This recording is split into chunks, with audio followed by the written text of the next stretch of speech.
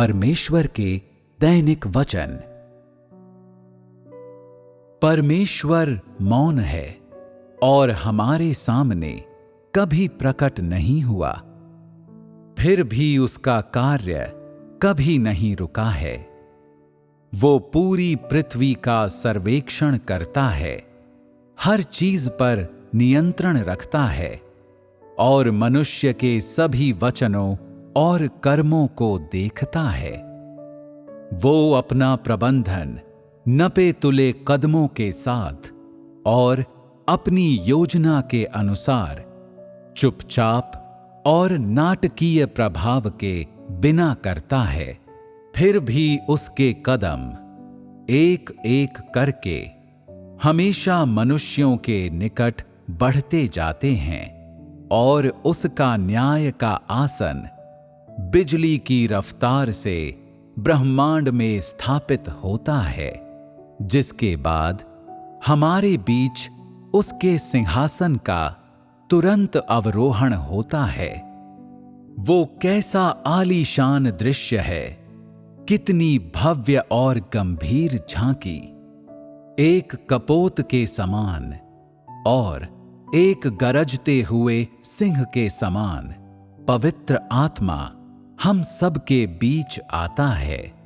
वो बुद्धि है, वो धार्मिकता और प्रताप है और अधिकार से संपन्न और प्रेम और करुणा से भरा हुआ वो चुपके से हमारे बीच आता है।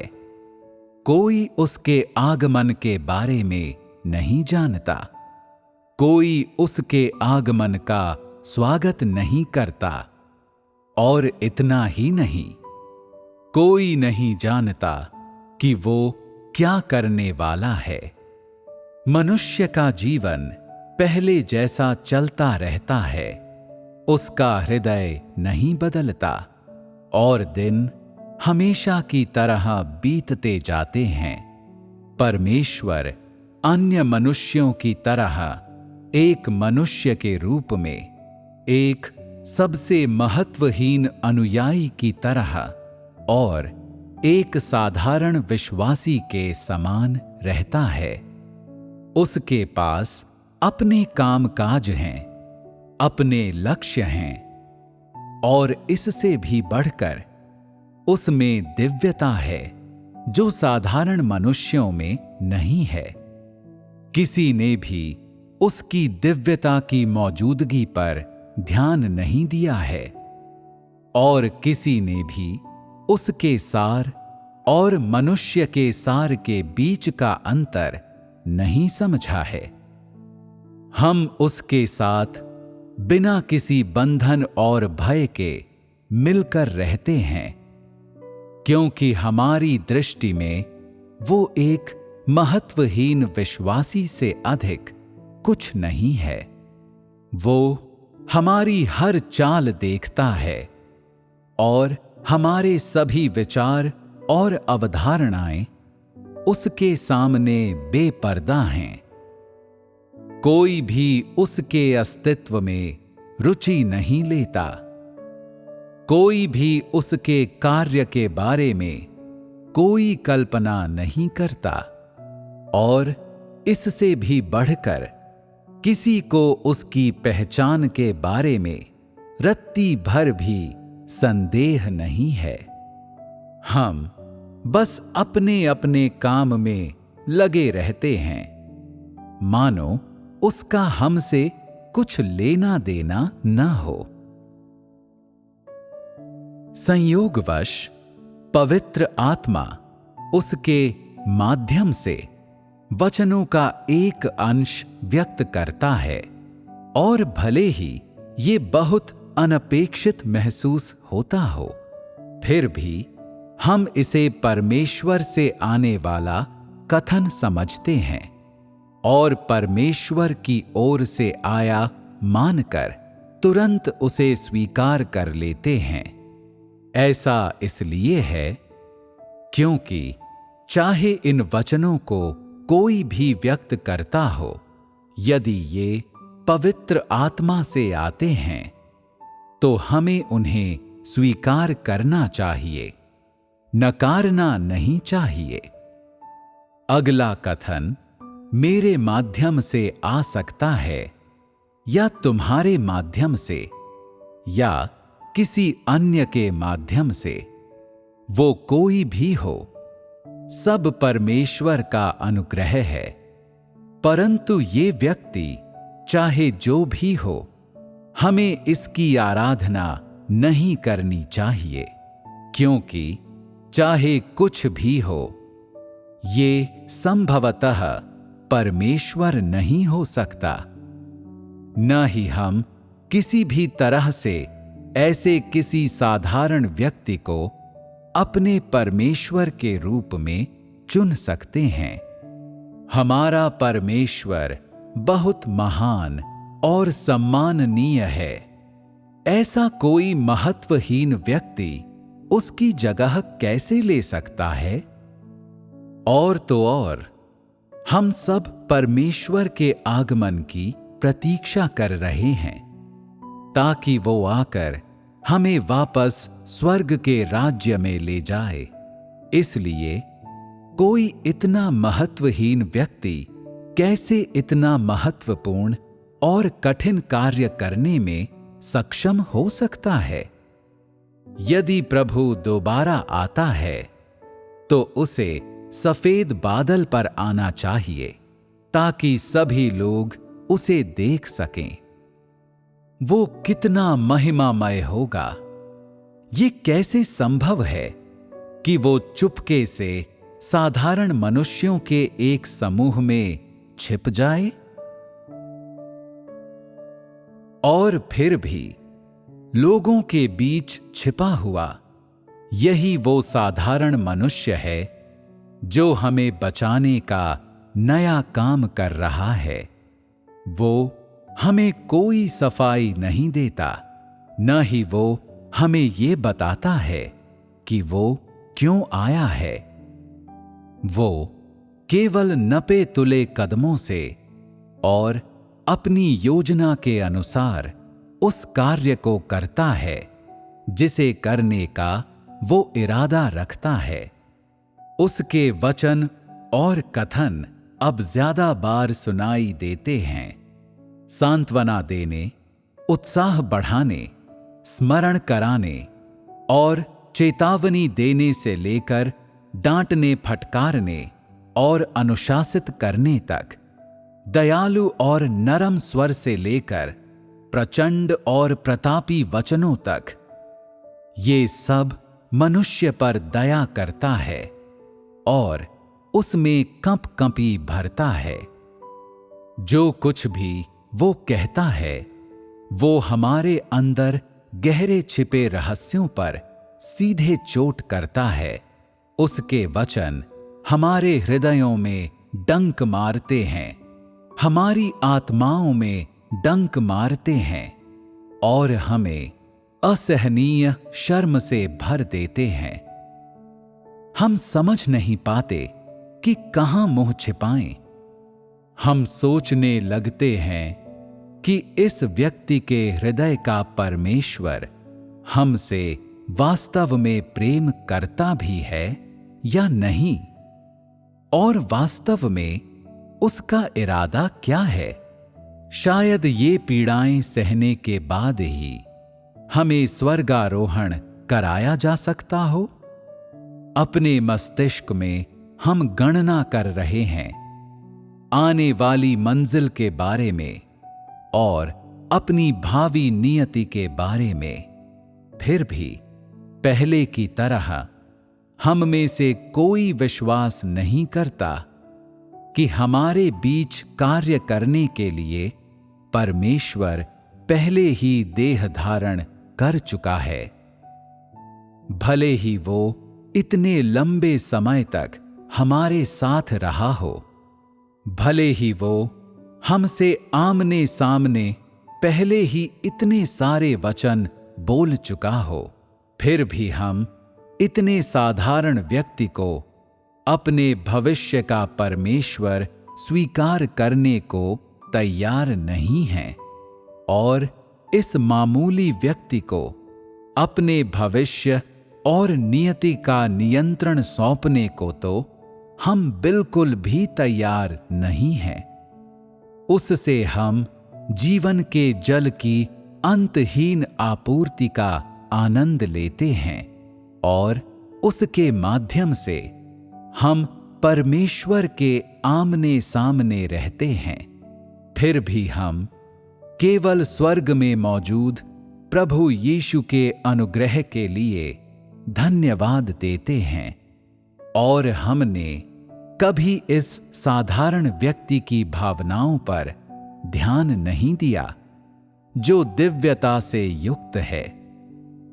फिर भी वो पहले की तरह विनम्रता से देह में छिपे रहकर अपना कार्य करता है, अपने अंतर मन की वाणी व्यक्त करता है, मानो वो इंसान की अस्वीकृति से बेखबर हो, मानो वो इंसान के बचकानेपन और अज्ञानता को हमेशा के लिए क्षमा कर रहा हो और अपने प्रति इंसान के अपमानजनक रवैये के प्रति हमेशा के लिए सहिष्णु हो। हमारे बिना जाने ही ये मामूली व्यक्ति हमें परमेश्वर के कार्य के एक कदम के बाद दूसरे कदम में ले गया है।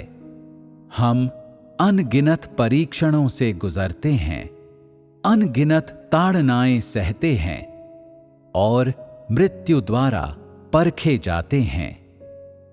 हम परमेश्वर के धार्मिक और प्रतापी स्वभाव के बारे में जानकारी प्राप्त करते हैं, उसके प्रेम और करुणा का आनंद भी लेते हैं, परमेश्वर के महान सामर्थ्य और बुद्धि की समझ हासिल करते हैं, परमेश्वर की सुंदरता निहारते हैं और मनुष्य को बचाने की परमेश्वर की उत्कट इच्छा देखते हैं। इस साधारण मनुष्य के वचनों में हम परमेश्वर के स्वभाव और सार को जान जाते हैं, परमेश्वर की इच्छा समझ जाते हैं, मनुष्य की प्रकृति और उसका सार जान जाते हैं और हम उद्धार और पूर्णता का मार्ग देख लेते हैं। उसके वचन हमारी मृत्यु का कारण बनते हैं और वे हमारे पुनर्जन्म का कारण भी बनते हैं। उसके वचन हमें दिलासा देते हैं, लेकिन हमें ग्लानि और कृतज्ञता की भावना के साथ मिटा भी देते हैं। उसके वचन हमें आनंद और शांति देते हैं, परंतु अपार पीड़ा भी देते हैं। कभी कभी हम उसके हाथों में वध हेतु मेमनों के समान होते हैं, कभी कभी हम उसकी आंख के तारे के समान होते हैं और उसके कोमल प्रेम का आनंद उठाते हैं। कभी कभी हम उसके शत्रु के समान होते हैं और उसकी आंखों के सामने उसके कोप द्वारा भस्म कर दिए जाते हैं। हम उसके द्वारा बचाई गई मानव जाति हैं। हम उसकी दृष्टि में भुनगे हैं और हम वे खोए हुए मेमने हैं जिन्हें ढूंढने में वो दिन रात लगा रहता है। वो हम पर दया करता है, वो हमसे नफरत करता है, वो हमें ऊपर उठाता है, वो हमें दिलासा देता है और प्रोत्साहित करता है, वो हमारा मार्गदर्शन करता है, वो हमें प्रबुद्ध करता है, वो हमें ताड़ना देता है और हमें अनुशासित करता है, यहां तक कि वो हमें शाप भी देता है। रात हो या दिन, वो कभी हमारी चिंता करना बंद नहीं करता। वो रात दिन हमारी सुरक्षा और परवाह करता है। कभी हमारा साथ नहीं छोड़ता, बल्कि हमारे लिए अपने हृदय का रक्त बहाता है और हमारे लिए हर कीमत चुकाता है। इस छोटी और साधारण सी देह के वचनों में हमने परमेश्वर की संपूर्णता का आनंद लिया है और उस मंजिल को देखा है जो परमेश्वर ने हमें प्रदान की है। इसके बावजूद थोथा घमंड अभी भी हमारे हृदय को परेशान करता है और हम अभी भी ऐसे किसी व्यक्ति को अपने परमेश्वर के रूप में स्वीकार करने के लिए सक्रिय रूप से तैयार नहीं हैं। यद्यपि उसने हमें बहुत अधिक मन्ना, बहुत अधिक आनंद दिया है, किंतु इनमें से कुछ भी हमारे हृदय में प्रभु का स्थान नहीं ले सकता। हम इस व्यक्ति की विशिष्ट पहचान और हैसियत को बड़ी अनिच्छा से ही स्वीकार करते हैं, जब तक वो हमसे ये स्वीकार करने के लिए कहने हेतु अपना मुंह नहीं खोलता कि वो परमेश्वर है।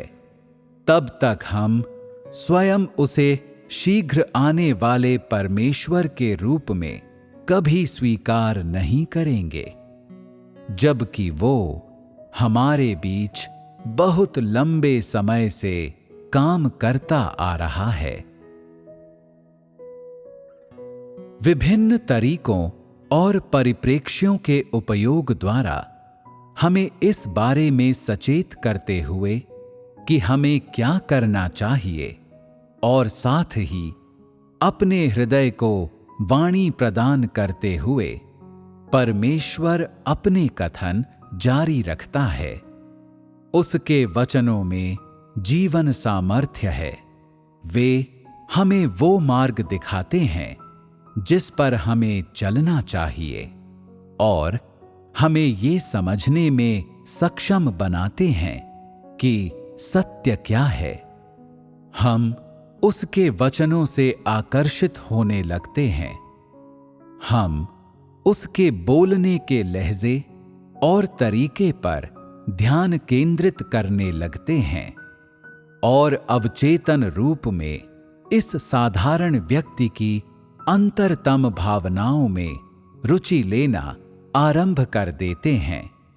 वो हमारी ओर से काम करने में अपने हृदय का रक्त बहाता है, हमारे लिए नींद और भूख त्याग देता है, हमारे लिए रोता है, हमारे लिए आहें भरता है, हमारे लिए बीमारी में कराहता है, हमारी मंजिल और उद्धार के लिए अपमान सहता है और हमारी संवेदनहीनता और विद्रोहशीलता के कारण उसका हृदय आंसू बहाता है और लहूलुहान हो जाता है।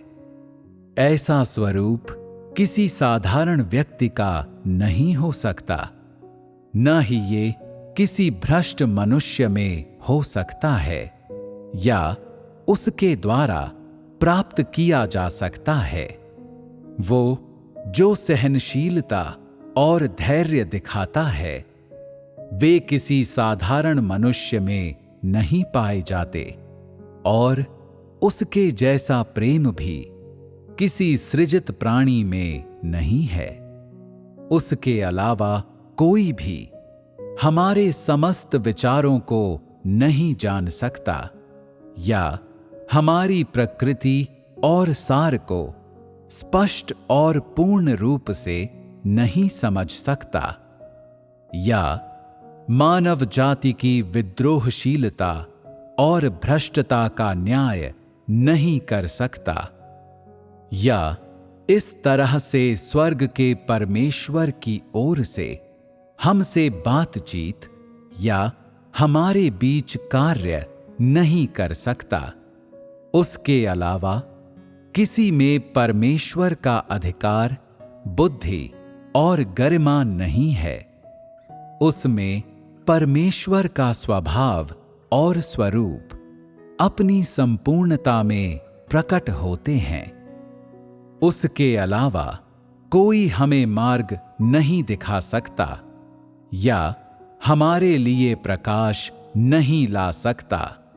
उसके अलावा कोई भी परमेश्वर के उन रहस्यों को प्रकट नहीं कर सकता जिन्हें परमेश्वर ने सृष्टि के आरंभ से अब तक प्रकट नहीं किया है। उसके अलावा कोई हमें शैतान के बंधन और हमारे भ्रष्ट स्वभाव से नहीं बचा सकता। वो परमेश्वर का प्रतिनिधित्व करता है। वो संपूर्ण मानव जाति के प्रति परमेश्वर के अंतरतम हृदय, परमेश्वर के प्रोत्साहनों और परमेश्वर के न्याय के सभी वचनों को व्यक्त करता है। उसने एक नया युग, एक नया काल आरंभ किया है और एक नए स्वर्ग और पृथ्वी और नए कार्य में ले गया है और हमारे द्वारा अस्पष्टता में बिताए जा रहे जीवन का अंत करते हुए और हमारे पूरे अस्तित्व को, उद्धार के मार्ग को पूरी स्पष्टता से देखने में सक्षम बनाते हुए हमारे लिए आशा लेकर आया है। उसने हमारे संपूर्ण अस्तित्व को जीत लिया है और हमारे हृदय प्राप्त कर लिए हैं। उस क्षण से हमारे मन सचेत हो गए हैं और हमारी आत्माएं पुनर्जीवित होती लगती हैं। क्या ये साधारण महत्वहीन व्यक्ति जो हमारे बीच रहता है और जिसे हमने लंबे समय से तिरस्कृत किया है, ही प्रभु यीशु नहीं है, जो सोते जागते हमेशा हमारे विचारों में रहता है और जिसके लिए हम रात दिन लालायित रहते हैं? ये वही है, ये वास्तव में वही है। ये हमारा परमेश्वर है। ये सत्य, मार्ग और जीवन है। इसने हमें फिर से जीने और ज्योति देखने लायक बनाया है और हमारे हृदयों को भटकने से रोका है। हम परमेश्वर के घर लौट आए हैं। हम उसके सिंहासन के सामने लौट आए हैं। हम उसके आमने सामने हैं। हमने उसका मुखमंडल देखा है और हमने आगे का मार्ग देखा है। इस समय हमारे हृदय परमेश्वर द्वारा पूरी तरह से जीत लिए गए हैं। अब हमें संदेह नहीं है कि वो कौन है। अब हम उसके कार्य और वचन का विरोध नहीं करते और अब हम उसके सामने पूरी तरह से दंडवत हैं। हम अपने शेष जीवन में परमेश्वर के पद चिन्हों का अनुसरण करने और उसके द्वारा पूर्ण किए जाने और उसके अनुग्रह का बदला चुकाने और हमारे प्रति उसके प्रेम का प्रतिदान करने और उसके आयोजनों और व्यवस्थाओं का पालन करने और उसके कार्य में सहयोग करने और उसके द्वारा सौंपे जाने वाला हर कार्य पूरा करने के लिए सब कुछ करने से अधिक कुछ नहीं चाहते।